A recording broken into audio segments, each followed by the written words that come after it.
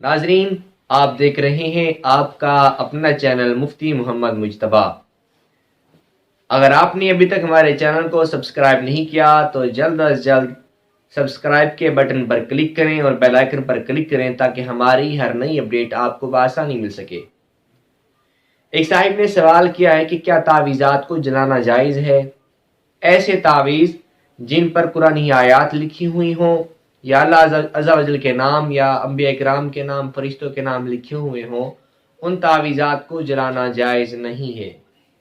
اور ایسے تعویذ جن پر گنتی لکھی ہوئی ہو تو ایسے تعویذات کو جلانا جائز ہے۔ اور پھر سوال پیدا یہ ہوتا ہے کہ کیا 786 کو جلانا جائز ہے؟ یہ تو بسم اللہ الرحمن الرحیم کا عدد ہے۔ 786 بسم اللہ الرحمن الرحیم کے ساتھ خاص نہیں ہے۔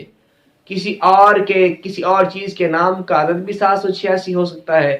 اسی طرح 92 نبی پاک صلی اللہ علیہ وسلم کے نام محمد کے ساتھ خاص نہیں ہے۔ کسی اور نام کا عدد بھی 92 ہو سکتا ہے۔ تو ایسی تعویذ جو عدد پر مشتمل ہو تو ان کو جلایا جا سکتا ہے، اور جو قرآن مجید پر مشتمل ہو یا اللہ عز و جل کے نام، انبیاء کرام کے نام، فرشتوں کے نام پر مشتمل ہو تو ان کو جلانا ہرگز جائز نہیں۔